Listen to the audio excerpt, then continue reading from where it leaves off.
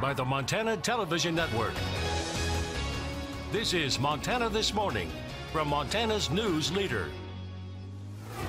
Well, good morning. Thanks for kicking it off with us here. I'm Justine Stewart. And I'm Louis Stewart. Hopefully having a good start to your Wednesday. Beautiful yesterday, Justine. Yeah, it was really nice. Great day to just be outside, soak it in, especially since they're not going to last forever these days. My wife's dad, he's visiting us. He flew in yesterday, and so right after he got in, we went out and we did a little hike. We went out to quick, enjoy it now. We're like, we need to get out today because starting now, we're going to bring in some clouds and cool temperatures along with some rain and snow showers. So here's your forecast headlines that we will be watching this week. Yeah, cold fronts moving through today, and then that's going to lead to an unsettled weather pattern for the rest of the week, and it's going to be feeling more like November instead of the beginning of October. Scattered mountain snow, valley rain, and the winds are going to pick up this afternoon behind that front.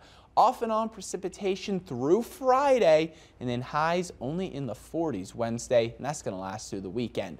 Here's a look at your Wednesday forecast. Temperatures mostly in the 40s. We'll see 50 in Polson with 48 Missoula, Kalispell, and Hamilton. We'll see more steady showers in northwestern Montana, lighter and scattered showers in southwestern Montana. We'll get into those details here in just a few minutes. A Bozeman mountaineer takes his own life after his girlfriend dies in an avalanche in southwest Montana over the weekend. The Gallatin County Sheriff's Office says 23-year-old Igna Perkins was skiing with her boyfriend, 27-year-old Hayden Kennedy, in the southern Madison Range on Saturday.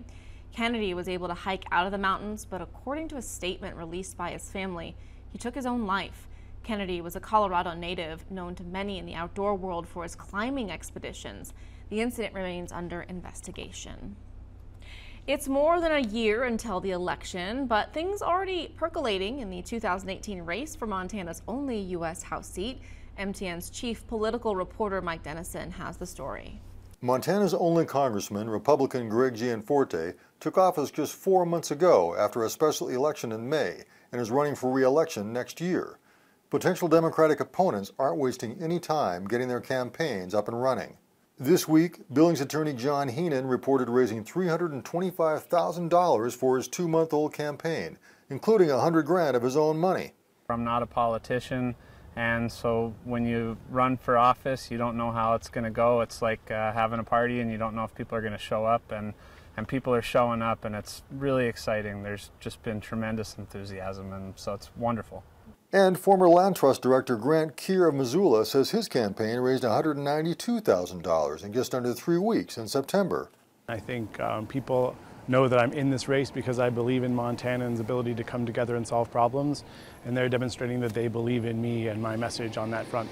So I do believe that we can sustain this pace and that people are going to continue to support us. Heenan and Keir probably aren't the only Democrats hoping to take on Gianforte in 2018. State Representative Tom Woods of Bozeman has scheduled a campaign kickoff event this Thursday at the Baxter Hotel in downtown Bozeman. Heenan says he'll be putting plenty of miles on his vehicle as he travels the state to introduce himself to voters. I have a track record of standing up to powerful companies and powerful special interests and winning, and I intend to bring the same formula that I've used as a prosecutor and a trial lawyer on behalf of the state of Montana and the people of Montana to represent them and only them and their best interests. And Keir says he thinks Democrats are fired up about the House race, which they haven't won in more than 20 years. We feel like we have a good opportunity to win this seat, and I feel like we are excited about the candidates that we're bringing forward, and I'm proud to be in that group. Gianforte will be filing his campaign finance report this weekend. Reporting from Helena, Mike Dennison, MTN News. Democrats will choose their nominee for the race in the primary election next June. Higher education gets a financial boost with the new 4-year initiative. The iGraduate Montana Grant is worth $650,000 from the Dennis and Phyllis Washington Foundation.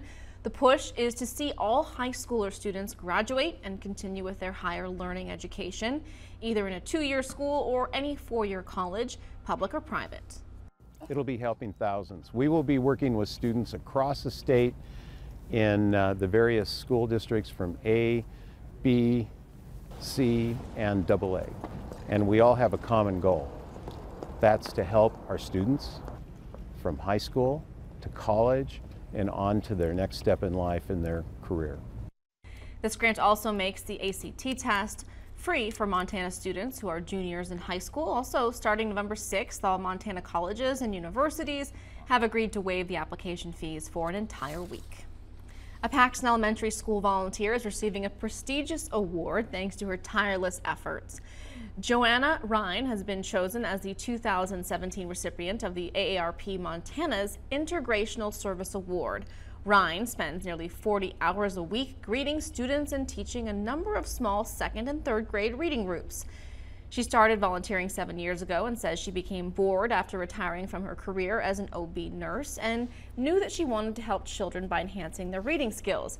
In addition to her work during the school year, she also runs 4 weeks of reading camp for struggling readers during the summer.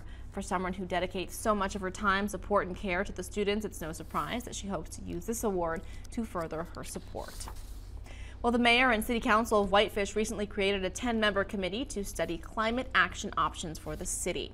What they came up with was a 7-question survey on climate change. The survey is printed on postcards and available for pickup at the community center, library, city hall, and chamber of commerce. The survey is also available online, and when it's completed, community members can turn that survey in at city hall or mail it in. The cards as well. The committee has 3 main goals: to reduce carbon emissions, save taxpayers money, and improve sustainability. City Council member and chair of the Climate Action Committee, Richard Hildner, says this survey is important to fill out to ensure the City Council is moving forward with the community's best interest in mind. Once we have this plan, it is definitely not going to be a sit-on-the-shelf plan, but then we'll be looking at the implementation. How do we implement the ideas that we've come up with in developing the plan? The school district is working to influence the whole city on sustainability practices. While smoke and flames turn the skies above Anaheim's Disneyland yellow as a wildfire continues to rage across California. In Anaheim, the city of Los Angeles and home to the first ever Disney theme park, whole subdivisions of luxury homes engulfed in flames. On Tuesday in Southern California, the so-called Canyon Fire 2 has spread to 7,500 acres in Orange County, destroying 14 structures, damaging 22. The fire was triggered on also evacuations of 5,000 people in the communities of Anaheim Hills and Orange Hills as it spreads through grass and oak trees. All right, time to send on over to Lewis now this morning. He's got your weather on the 8s. All right, thank you, Justine. Good morning, everyone. And yeah, you can just feel for those people out there in California. Obviously, we dealt with a lot of fire here this summer. Thank goodness for us, we've got rid of most of that. It's had the clear skies, had the nice temperatures. They're still dealing with that in California, so definitely thinking about them. And looks like, though, we're going to start to bring in some cooler temperatures. Northern California, and even we'll keep these cooler temperatures sticking around for us as well. Let's go ahead and take a look at a picture here. This was sent in to us from Sherry yesterday along Mission Creek. Beautiful fall colors, a nice afternoon with those temperatures really nice yesterday. 50s and lower 60s. Let's take a look at our Doppler network, and we have clouds moving in right now, a little bit of light rain beginning to develop in northern Idaho, and then there's a couple things we can see on this map. I pointed it out a little bit earlier, but notice this almost comes in waves. So we have this section of clouds moving through now. We're going to get to the back side of this by late afternoon. So by late afternoon, we could actually see a little bit of sun peek through the clouds. And then by early tomorrow morning, this second system is going to move through, and that's going to bring us in another chance of those rain and snow showers. Moving in just a little bit closer, yeah, like I mentioned, we have some light shower activity in northern Idaho. This will continue to move into northwestern Montana first this morning, then spread off to the southwest as we get later on into the morning and early afternoon. Let's go ahead and time out the next couple days here. To do that, we'll use the jet stream forecast. Cooler air, we've talked about that, that's moving in today. Looks like the coldest temperatures will be on Friday. Highs only in the upper 30s and lower 40s on Friday. Now starting Sunday, we're going to begin to warm it right back up. So we're going to see upper 40s, lower 50s on Sunday. It looks like Wednesday, see this rise right here, this ridge? It looks like we'll get middle and upper 50s by Wednesday. So it's going to be a very nice start in middle to next week. However, we're tracking another batch of cold air rolling in for the weekend. So it looks like next week is going to be a lot like this week. We'll start off the week really nice with 50s. We'll end the week with cooler temperatures and rain and snow shower chances.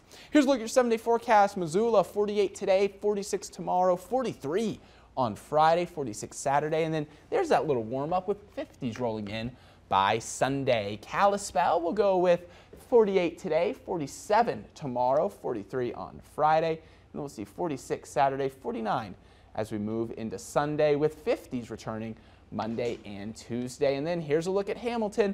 50% chance of a shower this morning, 30% chance of a rain snow mix as we get into tomorrow, 44 Friday, 45 Saturday, and then nice as we get into the beginning part of next week. All right, well, thanks, Lewis, and make sure you stick around. We'll be right back. But first, here's some birthday shout outs this morning.